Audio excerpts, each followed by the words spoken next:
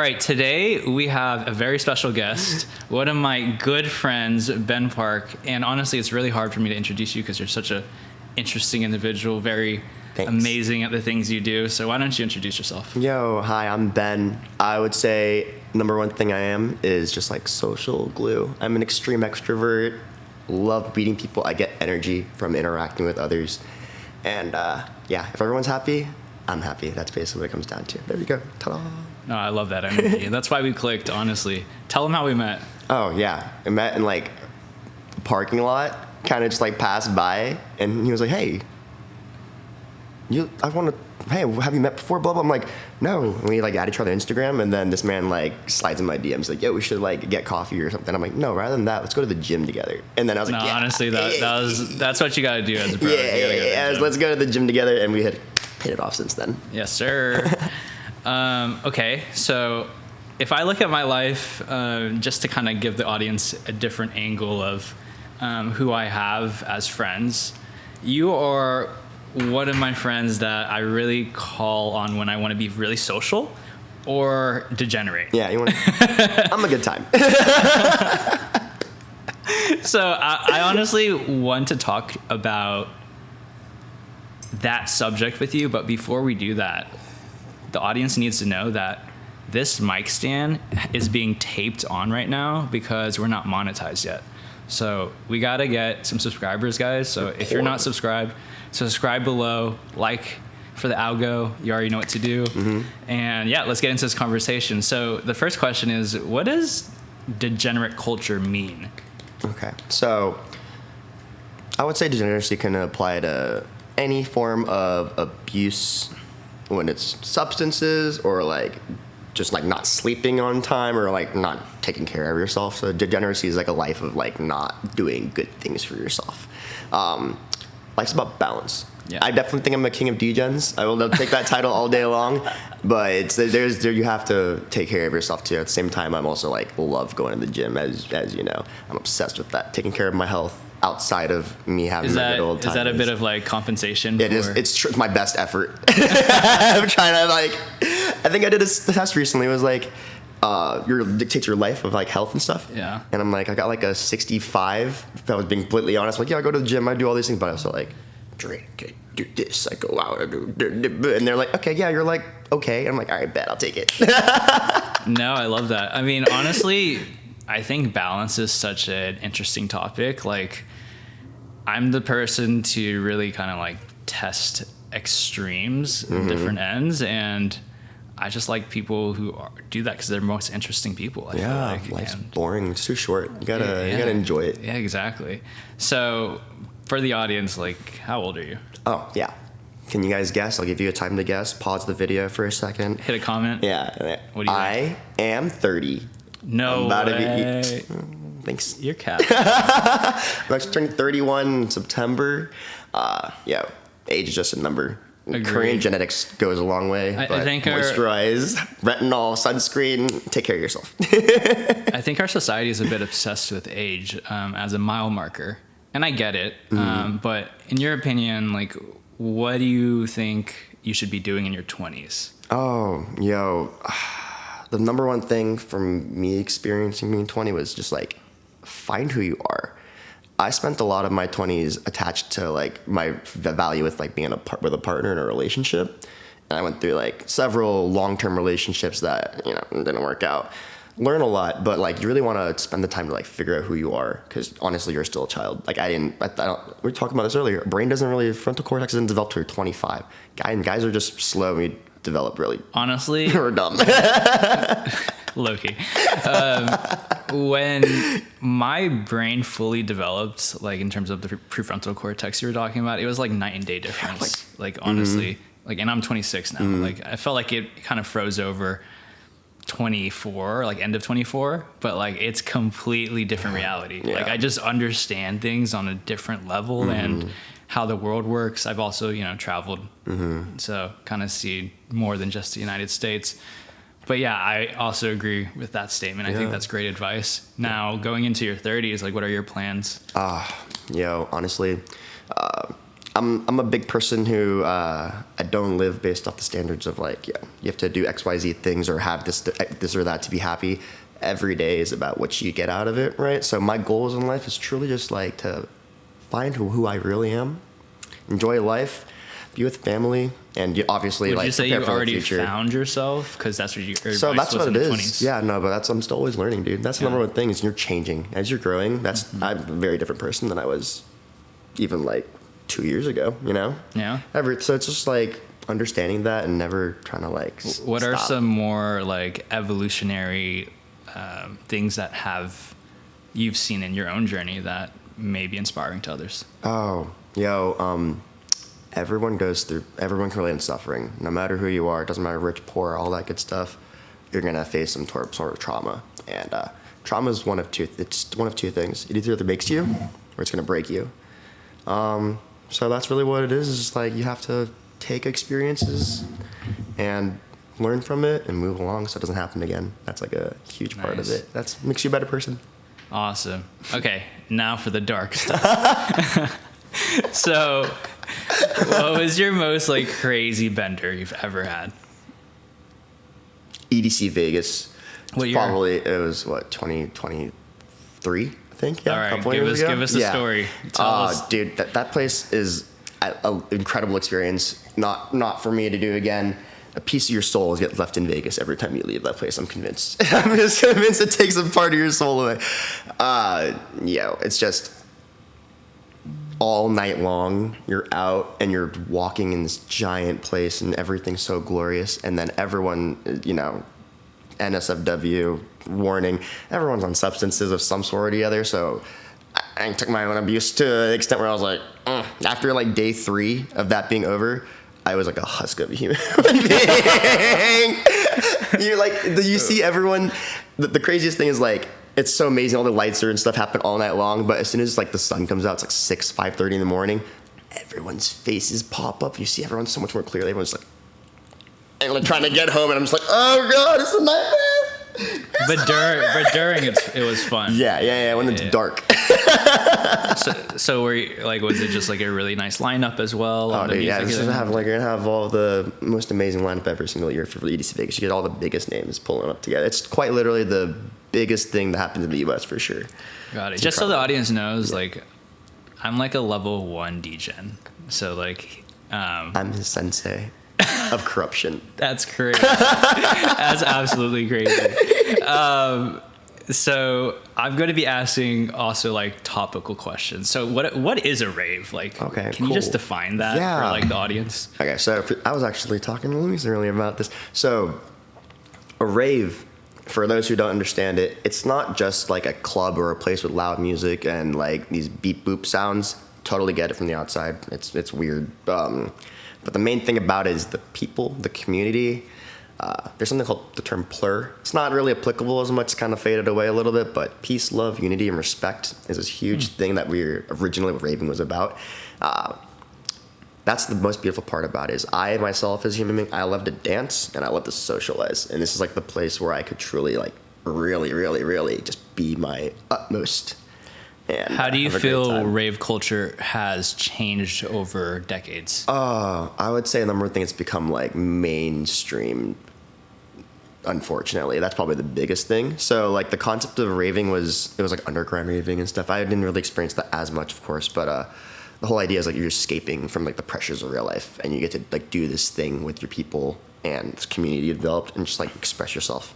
Now it's gotten to a point where money is tied to it, so it becomes more of a thing of how to make a bunch of money with a bunch of people coming to this thing and maximizing profits rather than like really having the joy for the scene. That's what you get out of late stage capitalism, guys. Yep.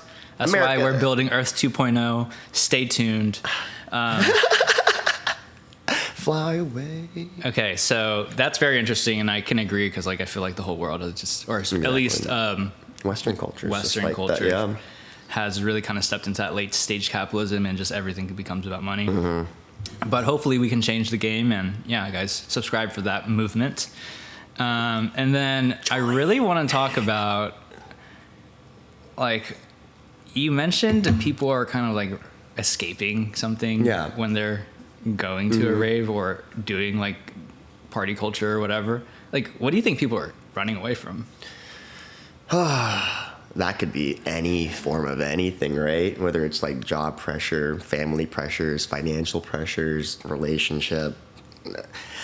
There's so many things that people like. Go to get therapy, guys. Go get therapy. Wait, you're saying raving is not therapy? If anyone tells you that, guys, they got problems. And that's coming from me. And I promise you, that is not not the answer. Oh, laser therapy. Pew, pew, pew, pew. No. Go take care of your mental health. BetterHelp, let me know if you need that sponsorship. We're open. Hit us up. But people, definitely, it's escapism for sure. Everyone goes for different purposes, of course. Can't speak for all of it. It's not a blanket statement. What about yourself? What do you... I don't use it for escapism. I love it because I just love what it is. I have friends people or associates at least that I've interacted with where they are going through things, and I'm like not to toot my own horn, I'm like a beacon of light. I really believe in. I have so much happiness inside of myself that I want to like share it out. My biggest favorite saying is, there's so many bad things that happen in the world. There's nothing you can do about it as an individual, right? But what you can do is add a little good to try to balance it out. I'm a really big believer in that. Making one person smile, changes their whole day up. You never know what's up. So that's why raving's so beautiful.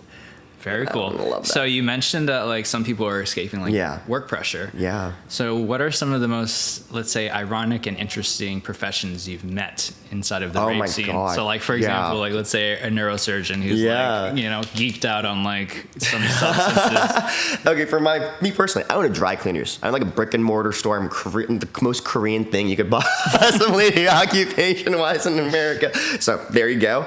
I've met literally doctors, teachers, people who are like homeless, honestly. Like I met the whole spectrum of everything. I know someone who literally they drive around and sell rocks. Yeah, it's pretty cool actually. Wait, like crystal? Yeah, like no, like literal rocks. Like they have like mine stuff. They're like a source for mining, and they get rocks and they crystals.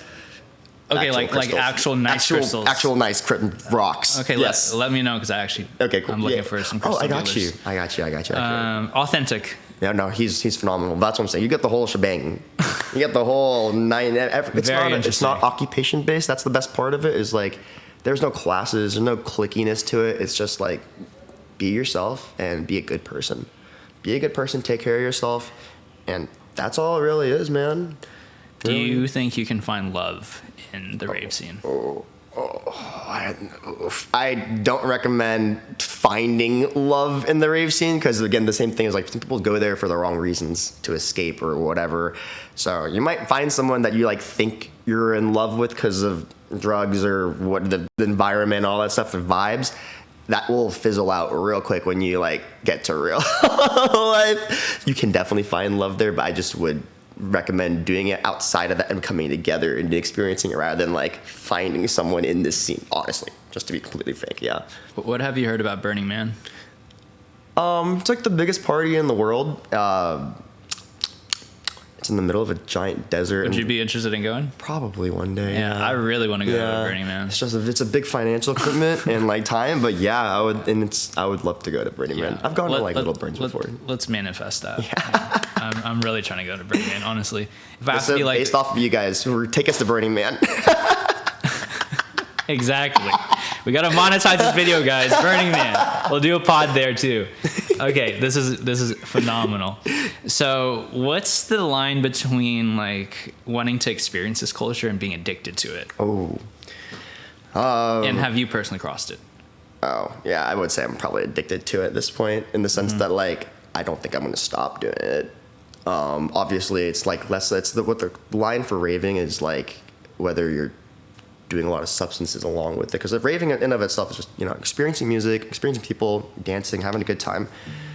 It's sustainable doing it that way. Obviously, people do it for there's drugs and stuff, MDMA, whatever, all these things. People love that stuff and it's associated with it, but like you're gonna burn out. Your body's not gonna last. So the sustainability of it depends on like how you're going about it. And that's why you compensate with the gym. Mm-hmm. Water, sauna. But no, that's the number one thing is like I'm trying to also reduce that as well as an adult. Now I'm like, okay, I can have a good time without this stuff. It's the number one thing about using anything is like I get sleepy, bro. I'm old. It's like past like 12. I'm like, this is nice, but I'm gonna take a nap. I need a Red Bull. I love that. What's been your worst experience with this culture? There's like 2 ways to go about this, right? It's either you meet really annoying people that are just like not what you feel is associated with the culture. I'm gonna go ahead and call them out.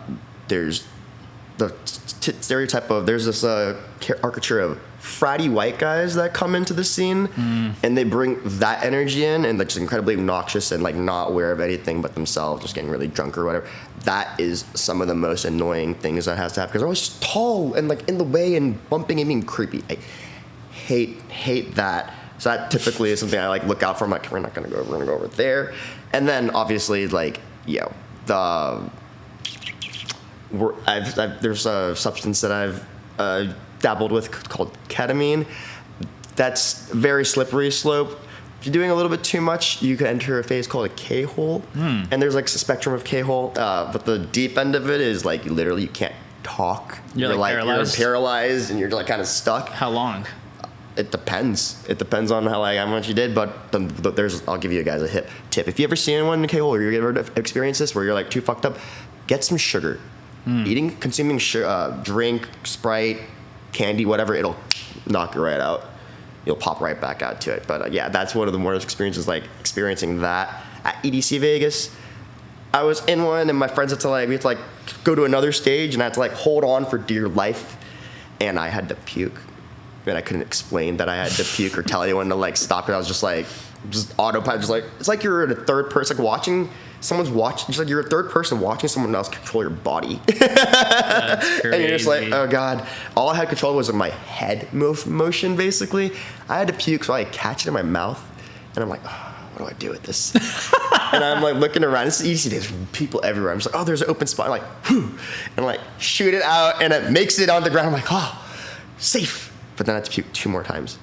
And second time, same thing happened. This all within 3 minutes, and all my friends are just walking, have no idea this is happening. I'm at the end of a caboose of this train. That's hilarious. Puke again, shoot again, make it safe. Third time it was, unfortunately, I hit someone. She this poor girl sat in the spot as I was aiming for it, and I went on her leg, and I couldn't go back to apologize because I was too stuck.